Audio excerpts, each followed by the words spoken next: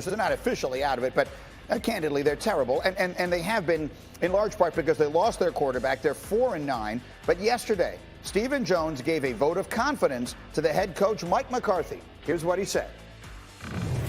There'll be absolutely no change with Coach McCarthy. If you look at his track record and his pedigree, you know, he's consistently won year in and year out. We have the utmost confidence that this ship is going to be righted quickly. You know, Mike's going to be the leader of this group, and he's certainly a great head coach.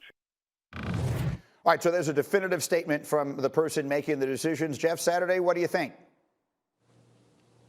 Yeah, I'm shocked with this vote of confidence. I mean, you know, listen, from a head coaching perspective, your job is to inspire your team or get the right guys to inspire your players, right? Has that happened? I mean, we have a defense that's given up 250 yards rushing 3 different times this year. So what kind of changes are we making? By the way, we have an offense that is last in the league since Dak Prescott was injured. He's an offensive coach, right? Like I'm not really sure what we're talking about that we're going to right the ship. Like, we have to talk about putting the right guys in the right places. The head coach has to hire and put the right guys in positions to make plays. He has not done that. As I look at this football team, if I'm Dak Prescott, I'm asking, why would I want to sign long term here, right? Like you got me some receivers, but you know where are we at here? He's played it as well as he could. You've seen how important he is to this football team. But as I look at this, my question would be, what changes are you going to make to put this team in the best chance to win the future? Because right now,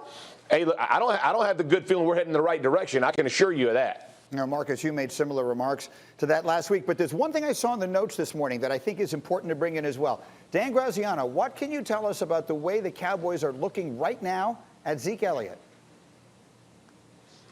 Well, they're confused, Greeny, because I think the Cowboys thought that when everything happened with Dak going down and the trouble on the offensive line, that Ezekiel Elliott would be a guy that would elevate his game and play at a level that kind of kept them afloat, and he very much has not. And I know from talking to people there that they're surprised by that. Obviously, he's a little banged up now, but that hasn't been the case all year long, and it's not like he just started playing poorly. When you ask people in that building what's up with Ezekiel Elliott, the response is, you know, he's playing lousy. He's playing like, you know, what Lamar Jackson might call cramps. But I think at this point, you're looking in the future here, and he has a $13.7 million cap hit for next year, the highest for any running back in the league.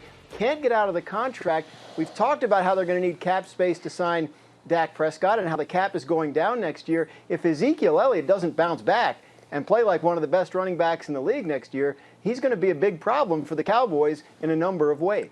So let me turn to my resident former Cowboy here, Marcus Spears, and ask the very simple question. Marcus, do the Cowboys have a Zeke Elliott problem? Yeah, this year they do. But they have a lot of problems, yep. G. But when you think about what Graz just said, Zeke was supposed to be the shining armor with everything that's transpired. He was supposed to overcome the offensive line. And I know we're asking for a tough situation for Zeke Elliott, but he was supposed to be the mainstay and the catalyst around all of the turmoil that's going on in that franchise right now, especially the attrition with injuries and things that have transpired from an offensive standpoint. And he's not living up to it. And it further pisses me off. Like, every time I can't help but think about what Graz just said. We're talking about Zeke Elliott getting his money after going to Cabo, and Dak doesn't have his check. It is crazy to me that is transpiring. And before Dak was injured, that was the only sign that the Cowboys may be able to be okay this year. Just the only sign. Right. So I get it, and I know I'm emotional about it, but yes, they have a Zeke problem because Zeke has not looked like the highest paid back in the league, let alone we're talking about the fumbles and a guy that's costing his team. It might be all right not to be as good because you got an offensive line and you're starting quarterback out and a lot of things are happening.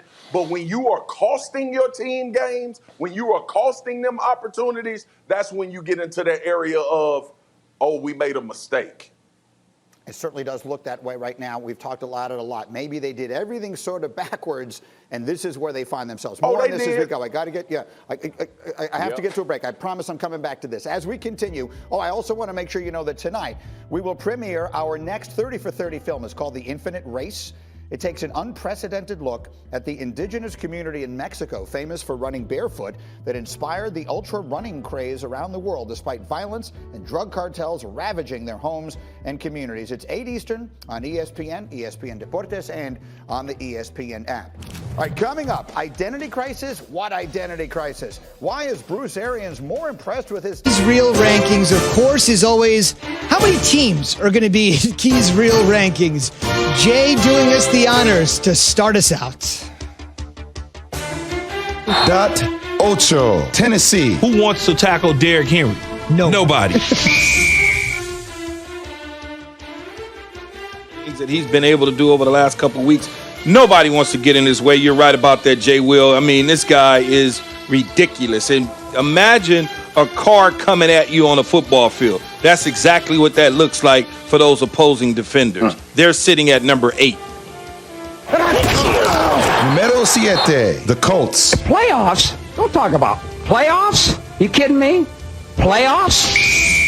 The Indianapolis Colts went out to Vegas. They gambled, but not in the casino. They went out there and gambled and won big over the Raiders. And when the Raiders did what they did in losing that game and then firing their defensive coordinator before he can even get home, that's what happens when you run up against Philip Gun Rivers.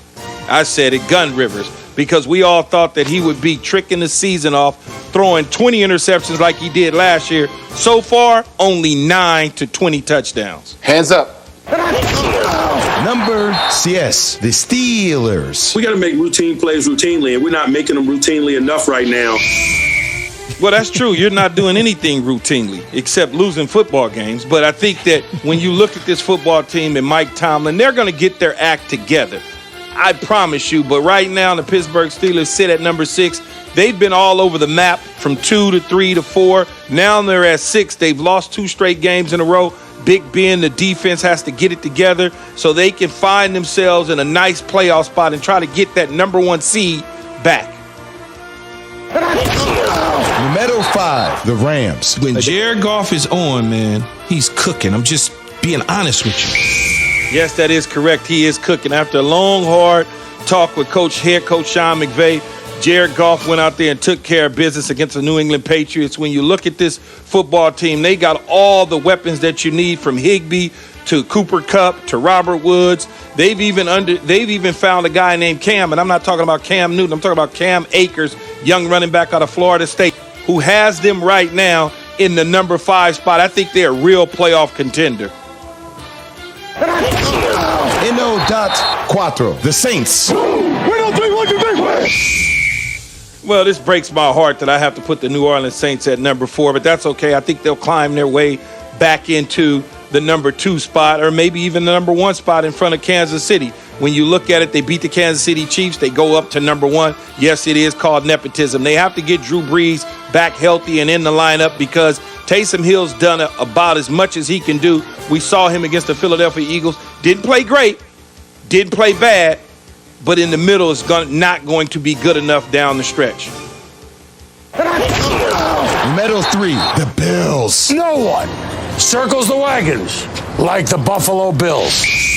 That is correct. That's my man, Chris Berman. When you look at the Bills, I've been fighting this all year long. I finally had to cave in and give the Bills some love. Sitting at number 3 in my real rankings, Josh Allen has been everything that he's supposed to be for the Buffalo Bills. We have these conversations about quarterbacks getting paid. Right now, out of that class, he's the guy that needs to be paid. Getting Stephon Diggs was huge for Brandon Beane, the general manager of the Buffalo Bills. The Bills are one of those teams that can make a deep run in the playoffs and give the Kansas City Chiefs some noise. If they got to go to Kansas City, obviously the weather will not be a factor. Number 2, RELAX. Relax. The Packers. Here's another team, in talking about weather. If they get the number 1 seed, they might as well punch their ticket to Tampa Bay to warm weather to the Super Bowl, because the teams that they're going to have to face are either coming out of the West Coast, coming out of warm weather or coming out of a dome. That is not what they want to see in Green Bay in the month of January. I've been there and done that. That is not pleasant, especially with Aaron Rodgers knowing how to play.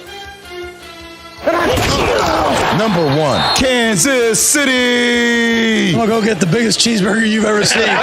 Might be a double. I think in all of this year, Kansas City may have fell out of the number 1 spot maybe once. And that's because Andy Reid didn't get a chance to eat that cheeseburger against the Las Vegas Raiders. But since then, I don't even know where to start. They spot teams 20 points, spot teams 14 points, and all they say is